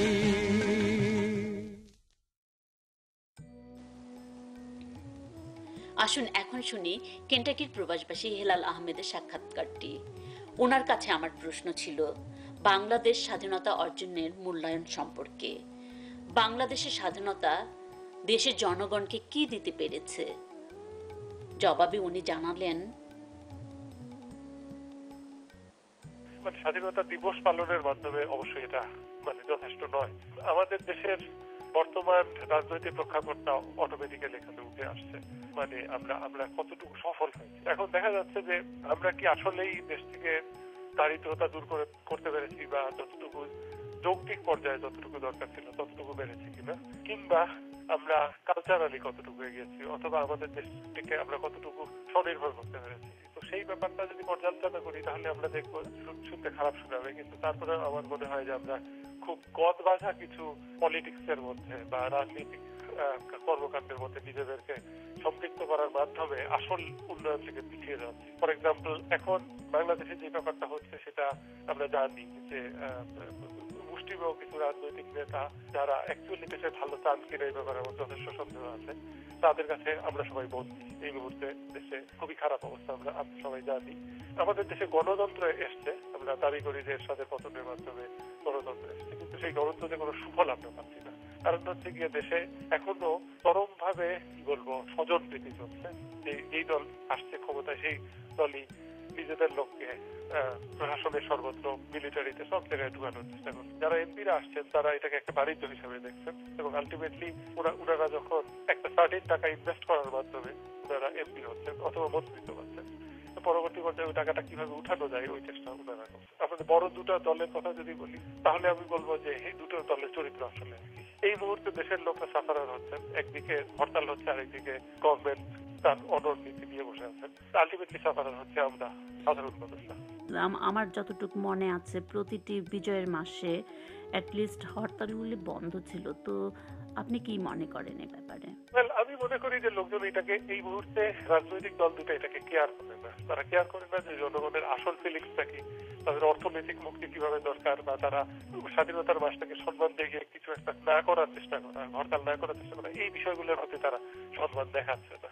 ফর এক্সাম্পল, বিরোধী দল ভাবছে যদি স্বাধীনতা মাস দেখিয়ে ওরা হরতাল না করে, তাহলে এটা হয়তো বা গভর্নমেন্ট পার্টি সেটাকে তাদের উইকনেস ভাবতে পারে। সোজা কথা, দুটো দলই ক্ষমতায় যেতে চায় যে কোনো মূল্যে এবং ক্ষমতা ধরে রাখতে চায়, এবং তার জন্য তারা যে কোনো অনৈতিক কাজ করতে রাজি আছে এবং তারা করছে, আমরা দেখতে পাচ্ছি। আচ্ছা, আমি অনেকের সাথে কথা বলেছি, তো অনেকে আমাকে বলেছে যে আমরা স্বাধীন পেয়েছি, সেজন্য আমরা অনেক গর্বিত, তো আমরা আশাবাদী যে জেনারেশন, তো এটা এক জেনারেশন সবসময় থাকবে না, নেক্সট জেনারেশন হয়তো এটা আসলে পরে দেশের কিছুটা চেঞ্জ হবে। তো আপনি কি বলেন এই ব্যাপারে? এই ব্যাপারে আমার ফিলিংসটা একটু ডিফারেন্ট। আমার ফিলিংটা হচ্ছে গিয়ে যে কোনো জিনিসেই আশাবাদী হওয়ার জন্য একটা বাস্তবমুখী পদক্ষেপ দরকার। আমি যদি কোনো একটা কিছুর ব্যাপারে উদ্যোগী না হই, আমি যদি কাজটা না করি, তাহলে কাজটা অটোমেটিক্যালি কিভাবে হবে সেটা আমি জানি না। ফর এক্সাম্পল, এখন দেশে কি হচ্ছে, এখন দেশে মারাত্মক হারে ব্রেন ড্রেনেজ হচ্ছে। আমার মনে আছে আমার স্কুল লেভেলে আমি যাদের সাথে লেখাপড়া করেছি, সামনের দিকে সারিতে যে সব স্টুডেন্টরা বসতো তারা সবাই এখন দেশের বাইরে। আমি ঢাকা কলেজে যাদের সাথে পড়েছি তারা সবাই মোটামুটি ভাবে আমি বলবো 70%-এরও বেশি এখন এই মুহূর্তে দেশের বাইরে। আমি বুয়েটে লেখাপড়া করেছি, সবাই দেশের বাইরে চলে মোরাললেস সবাই। এখন এই হারে যদি ব্রেন ড্রেনেজ হয়, তাহলে আমরা কিভাবে এক্সপেক্ট করবো যে নেক্সট জেনারেশন আসবে? নেক্সট জেনারেশন তো আরো বেশি বহির্মুখী হতে পারে। আমি বলবো আমরা অনেকটা স্বার্থপরের মতো দেশ ছেড়ে বিদেশে চলে আসছি। দেশ আমাদেরকে ইঞ্জিনিয়ার বানিয়েছে, ডাক্তার বানিয়েছে, অন্যান্য উচ্চশিক্ষায় শিক্ষিত করেছে, তারপরে আমরা সরাসরি দেশ থেকে চলে আসছি এবং দেশের প্রতি আমাদের কন্ট্রিবিউশন আসলে কিছু নেই। তো এখানে আমরা নিজেরাই আসলে ব্রেন ড্রেনেজের একটা জ্বলন্ত এক্সাম্পল। আমরা নিজেরা যদি দেশের বাইরে চলে আসি, আর যদি আমরা নিজেরা সামহাও এক্সপেক্ট করি যে কোনো একভাবে কোনো এক প্রজন্মে এসে দেশটাকে সঠিক রাস্তায় পরিচালিত করবে, তাহলে সেই আশাটা কি কিছুটা অবাস্তব হলো না? এই ক্ষেত্রে কি করা উচিত এবং কি করলে আপনি মনে করেন আমরা দেশের সেই আশাটাকে পরিপূর্ণ করতে পারি? প্রথমত কথা হচ্ছে, যে কোনো অর্থনৈতিক অথবা সামাজিক যে কোনো ধরনের আন্দোলন অথবা যে কোনো বিকাশের মূল চাবিকাঠি হচ্ছে গিয়ে রাজনীতি। মানে রাজনীতি ছাড়া কোনো ধরনের অর্থনৈতিক উন্নয়ন সম্ভব না। এটা বড় বড় মনীষীরা বলে গেছেন বা আমরা দেখতে পাচ্ছি। কারণ ক্ষমতার কেন্দ্রবিন্দুতে যাওয়াই হচ্ছে গিয়ে যে কোনো কাজের সুফল পাওয়ার উপায়, কারণ সেখান থেকে আপনি পরিচালনা করেন বিষয়টা। এখন তাই যদি হয়ে থাকে, তাহলে আমরা এই কথা চিন্তা করে দেখতে পারি যে বর্তমানে যে দুটা পার্টি আছে, বিএনপি এবং আওয়ামী লীগ, এরা দেশকে কি দিয়েছে, এই ব্যাপারটা যদি আমরা পর্যালোচনা করে দেখি, তাহলে আমরা দেখবি মূলত ব্যাপারটা এক, উন্নয়ন যেটা হতে পারত দেশে সেটা হয় নাই। যতটুকু এখানে মূলত স্বজনপ্রীতি এবং দুর্নীতি উনাদের মধ্যে ছিল মূলত।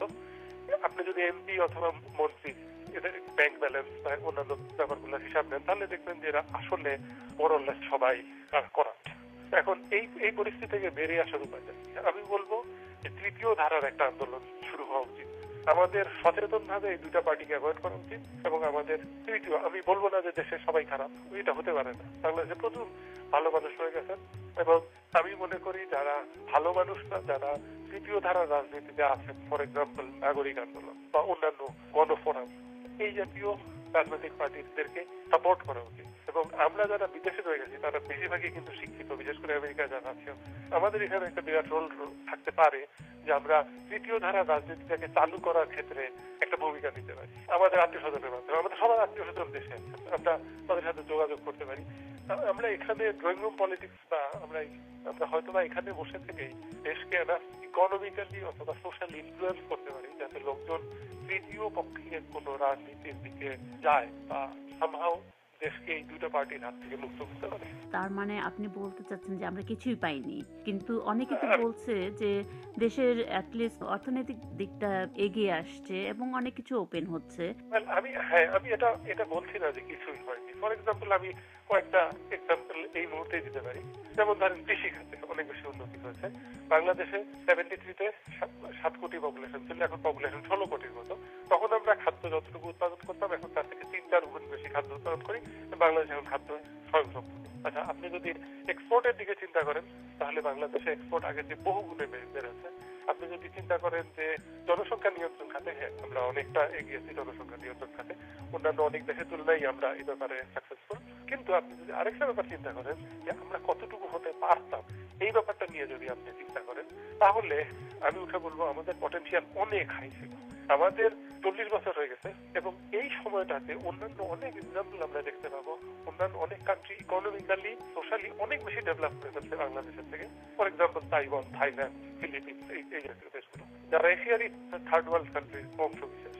কিন্তু বাংলাদেশ সেই তুলনায় এগিয়ে যেতে পারেনি। বাংলাদেশে আমি বলবো বাংলাদেশের বিরাট একটা সুবিধা হচ্ছে বাংলাদেশে কোনো জাতিগত ভেদ নাই। বাংলাদেশে এখানে মোরাললেস সবাই বাংলা ভাষাভাষী, এখানে ধর্মগত ভেদও খুব কম এবং বাংলাদেশ ল্যান্ডলকড কোনো কান্ট্রি না, আফগানিস্তান অথবা ধরেন মধ্য এশিয়ার কোনো দেশগুলোর মতো। এখানে নিজেদের সিপোর্ট আছে, এইসব ফ্যাসিলিটি থাকা সত্ত্বেও এবং ব্রিটিশদের শাসনের কারণেই হোক বা যে কোনো কারণেই হোক আমাদের দেশের যোগাযোগ ব্যবস্থা আর লেখাপড়ার যে ভিত্তি সেটা কিন্তু আছে। প্রচুর স্কুল গ্রাম পর্যায়ে পর্যন্ত এবং রিমোট এলাকা পর্যন্ত কমিউনিকেশন, এই জিনিসটা আমাদের অলরেডি। এই জিনিসটাকে কাজে লাগিয়ে আমরা বহু উন্নতি করতে পারতাম যদি আমরা এই রাজনৈতিক মারপ্যাচের মধ্যে সীমাবদ্ধ হয়ে না পড়তাম। আমরা উন্নতি করেছি কিন্তু আমার ধারণা আমরা এসে অনেক বেশি উন্নত করতে পারতাম এই 40 বছরে।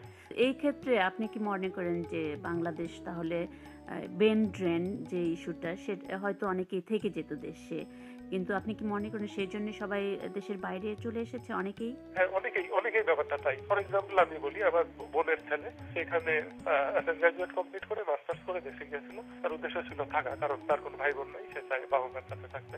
এবং দেশে থাকা করে সে 3-4 বছর কাজ করেছে। 3-4 বছর পরে সে আলটিমেটলি আবার আমেরিকায় ব্যাক করেছে। এবং এর কারণটা আমি যখন জানতে চাইলাম তখন সে উঠে বললো যে মূলত ওখানে থাকার পরিবেশ নাই। এর কারণটা হচ্ছে এই যে সবকিছুই হচ্ছে গিয়ে সামহাও পলিটিক্যালি কন্ট্রোল। মানে আপনি একটা দোকান দিতে চান অথবা আপনি একটা নতুন ফার্ম দিতে চান অথবা আপনি সিম্পলি ব্যাংকে টাকা জমা দিতে চান, আপনি একটা গাড়ি কিনতে চান, সবকিছুর সাথেই আপনাকে অসৎ উপায়ে কিছু একটা করতে হবে।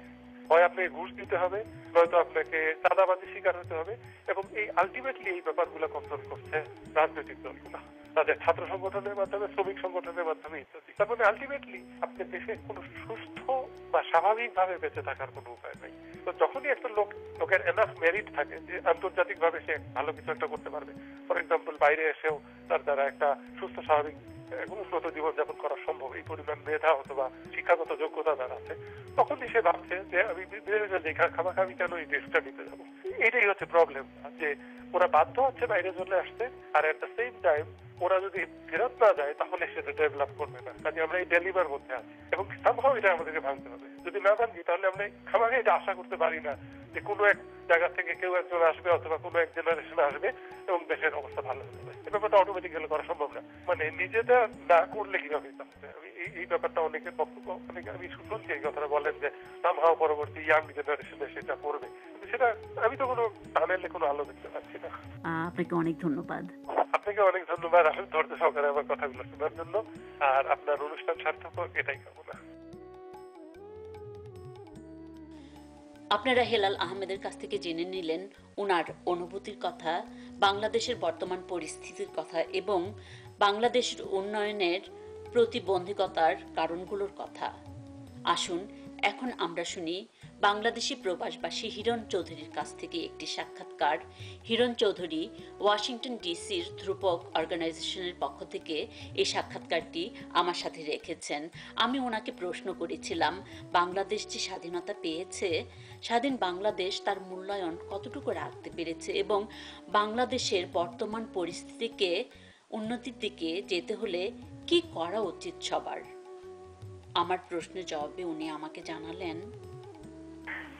আমি হিরণ চৌধুরী বলছি ওয়াশিংটন ডিসি থেকে। হ্যাঁ, ঠিকই বলেছেন, স্বাধীনতা আমরা পেয়েছি ঠিকই, তবে কতটা মূল্যায়ন করতে পেরেছি সে ব্যাপারে আমার প্রচুর সন্দেহ আছে। আমরা পাকিস্তানি বর্বরদেরকে আমাদের মাটি থেকে বের করেছি, কিন্তু তারপর থেকে দেখে এসেছি যে এই ধনী গরিবের বৈষম্য আর ডেমোক্রেটিক ভ্যালু গুলো তো আমি দেখছি যে একেবারেই বাংলাদেশে নেই।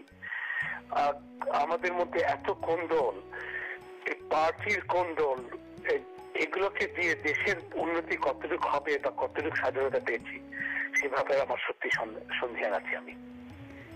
আমার মনে হয় শিক্ষা বোধ হয় সবচেয়ে প্রথম একটা বিষয়, যে শিক্ষা ছাড়া ওদের ডেমোক্রেটিক ভ্যালু গুলো আসে না। তবে আমি যে কোন্দল গুলো দেখছি আমাদের দুটো পার্টির কোন্দল, এই দুটোকে যদি আমরা যদি এইটা নিঃশেষ না করতে পারি তাহলে মনে হয় না যে আমাদের কোনো ভবিষ্যৎ আছে। আমাদের নতুন প্রজন্মের যে যারা ছেলেমেয়েরা তাদের এগিয়ে আসা উচিত। পুরনো যেসব যারা আছে এই দুই পার্টি আমার মনে হয় তাদের আমাদের বর্জন করতে হবে। আমি বুঝি না কেন বাংলাদেশের মানুষরা তাদের বর্জন করেন না। নতুন প্রজন্মের এগিয়ে আসা উচিত। পুরনো যারা আছে, যারা নিজের স্বার্থ বেশি দেখছে বাংলাদেশের স্বার্থ হচ্ছে, তাদের মানুষের ভোট দিয়ে তাদের বর্জন করা উচিত। তো আপনি কি মনে করেন যে এই যে বর্তমানে বাংলাদেশের সিচুয়েশন, এটা কি সেই ৭১-এর চেয়েও অধিক আর কিছুটা ওরকম? আপনি কি মনে করেন? ৭১-এ আমরা সবাই এক হয়ে যুদ্ধ করেছিলাম, এখন তো সে একত্ব আমি দেখছি না। এখন তো যা দেখছি তাতে দুই পার্টির কোন্দল, কে কতটা নিতে পারে বাংলাদেশকে দেওয়ার মতো কাউকে তো আমি দু পার্টির কাউকে দেখছি না। আপনি আওয়ামী লীগ বলেন বা বিএনপি বলেন, তাদের এজেন্ডা এক, নিজেরা কতটা পেতে পারে, দেশের জন্য কি করতে পারে আমার মনে হয় না এদের কোনো প্রত্যেকের মধ্যে সেটা আছে। আপনি যেটা বললেন কিছুক্ষণ আগে যে এই প্রজন্মের যারা তাদের এগিয়ে আসলে তাদের কিছু করতে হবে, তো এই ক্ষেত্রে তাদের ভূমিকা কিভাবে তাদেরকে এক্সপ্লোর করতে হবে? ৭১-এ আমাদের সবচেয়ে বড় ইন্সপিরেশন ছিল বঙ্গবন্ধু শেখ মুজিবুর রহমান। আনফরচুনেটলি এখন সেই ইন্সপিরেশন আমাদের নেই। সেই জন্য আমি মনে করি যে নতুন যারা প্রজন্ম তাদের এগিয়ে আসতে হবে। সেই দীক্ষিত এখন তো আমি কাউকে দেখছি না। আমি জানি না, সত্যি বাইরে থেকে আমরা বুঝি না যে কিভাবে এই প্রবলেমটাকে সলভ করা যেতে পারে, কিন্তু আমি মনে করি যে যারা নতুন প্রজন্মের আছেন তাদের সত্যি এগিয়ে আসা উচিত। পুরনো গুলো যারা দেশকে এইভাবে ধ্বংসের দিকে ছেড়ে দিচ্ছে তাদের আমাদের বর্জন করা উচিত। তো আপনি কি একটু বলতে পারবেন, আমি অনেকের কাছ থেকেই আমি শুনেছি, সাক্ষাৎকার নিয়েছি, ওনারা বলেছেন যে আমাদেরও এগিয়ে যেতে হবে। যতদিন না এই বৈষম্য থাকছে ধনী আর গরিবের, যতদিন না দেশে শিক্ষা আসছে সবার মধ্যে, আমি মনে করি it's a very difficult task যে আমরা ডেমোক্রেসি দিকে এগিয়ে যেতে পারবো। তার কারণ আমাদের যে দু পার্টি দিচ্ছে এদের মধ্যে তো ডেমোক্রেসি নেই। এরা নমিনেশন দিচ্ছে দর কষাকষি করে, যে বেশি টাকা দিতে পারে। যেমন আমরা দেখেছি আমেরিকাতে বা ব্রিটেনে, আপনি দেখেন যে গ্রাসরুট লেভেল থেকে নেতারা বেরিয়ে আসে। বাংলাদেশে সেরকম নেই। যে বেশি টাকা দিতে পারবে পার্টিকে বা নেত্রীকে, তাদেরকে নমিনেশন দেওয়া হচ্ছে। শিক্ষার গণ্ডিটা তাহলে লিমিটেড হলো রাজনৈতিকবিদদের মধ্যেই।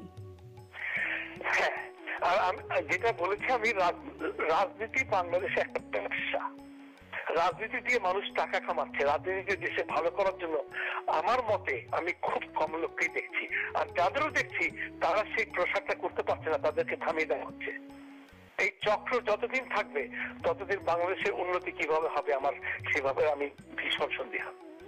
আমরা ধ্রুপদে বসে দিচ্ছি, আমরা একটা চেষ্টা করি যে আমাদের যারা বাচ্চারা আছেন সেকেন্ড জেনারেশন, আমরা চেষ্টা করি বাংলাদেশের বলতে আমরা বাংলাদেশ কিভাবে পেলাম, আমাদের বঙ্গবন্ধু কি করেছিলেন আমাদের জন্য, পরে কিভাবে সেটাকে ধ্বংস করা হয়েছে সেই কথাটা বলি। আমরা চেষ্টা করি যে আমাদের বাচ্চাদের বলতে যে বাংলাদেশ কিভাবে স্বাধীন হয়েছে সেই জিনিসটাকে আমরা চেষ্টা করি, কিন্তু আনফরচুনেটলি সেটা করে তো বাংলাদেশের কোনো কাজ আমরা করতে পারি না। আমরা পাবলিক ওপিনিয়ন এখানে করতে পারি, কিন্তু বাংলাদেশের জন্য সেটা কতটুকু কার্যকরী হয় সেই ব্যাপারে আমরা অনেক সন্দেহ। তো আপনারা তো বাচ্চাদের বোঝাতে চেষ্টা করছেন, ওরা কি বুঝতে পারছে বাংলাদেশের সিচুয়েশন? এখানে যে আছে, এখানে আমি খুব বলি যে ওয়াশিংটন ডিসি এলাকায় এখানে বাংলা স্কুল আছে যারা একটা বিরাট কাজ করছে, যে বাংলাদেশের কালচারাল ইয়ে সম্বন্ধে এগিয়ে নিয়ে যাচ্ছে। আমাদের বাংলাদেশের যারা আছে ছেলে মেয়েরা আছে, ওদেরকে আমরা কোথা থেকে এসেছি সেই রুটটা আমরা বুঝে দেওয়ার চেষ্টা করি, যে আমরা এখান থেকে আমেরিকায় বা বিদেশে কিভাবে এসেছি। যদি বাংলাদেশ না থাকতো আমরা কিন্তু এই দেশে আসতে পারতাম না। সেই ব্যাপারটা আমাদের রুট গুলোকে, আমাদের কালচারাল রুট অ্যাটলিস্ট এইগুলোকে আমরা আমাদের ছেলে মেয়েদের মধ্যে বোঝাবার চেষ্টা করি। যদি করা কখনো বাংলাদেশ সম্বন্ধে হয়ে কিছু যদি বাংলাদেশের জন্য কাজ করতে পারে সেই চেষ্টাটা আমরা করে থাকি। এখানে আপনারা কি এবার কি বিজয় দিবস সম্পর্কে মানে উদ্দেশ্যে কিছু করছেন, অনুষ্ঠান করছেন? প্রতি বছরই হয়ে থাকে। এবারও আমরা ধ্রুব থেকে কিছু করছি না, কিন্তু অনেক অর্গানাইজেশনই বাংলাদেশ এম্বাসি থেকে সবসময় বিজয় দিবসে বাংলাদেশের সম্বন্ধে এখানকার মেইন স্ট্রিমকে ডেকে, স্পেশালি এম্বাসিতে তখন অন্য এম্বাসি বা অন্য যারা আমেরিকান মেইন স্ট্রিমের লোকজনকে বলা হয়, আর বাংলাদেশ সম্বন্ধে বা বাংলাদেশের স্বাধীনতা সম্বন্ধে, বাংলাদেশের বিজয় দিবস সম্বন্ধে কথা বলা হয়, আমার মনে হয় সেটা বোধহয় ইম্পর্টেন্ট যে সবাই জানুক, আর আমাদের ছেলেমেয়েরাও জানুক যে আমাদের কিভাবে বাংলাদেশটা অর্জন হয়েছিল। সেই ব্যাপারটা বোধহয় আমাদের সবাই জানা উচিত। এই অনুষ্ঠানটি তো অনেকেই শুনে, আশা করি সবাই জানবে যে ইউএসএ আপনারা কি করছেন, কতটুকু আপনারা এগিয়ে আছেন কালচারাল দিক থেকে বলছি। আচ্ছা, আমি বলছি যে যেটা আমরা চেষ্টা করছি যে আমাদের যে নেক্সট জেনারেশন যারা আছে তারা এসছে কিভাবে, এই দেশে কি ছিল, আমাদের দেশটা কিভাবে জন্মগ্রহণ করেছে, দেশে আমরা ভাষার জন্য কিভাবে যুদ্ধ করেছি, দেশে আমরা দেশকে বাঁচানোর জন্য কিভাবে সংগ্রাম করেছি, সেটা আমাদের দেশের ছেলে মেয়েদের জানা উচিত।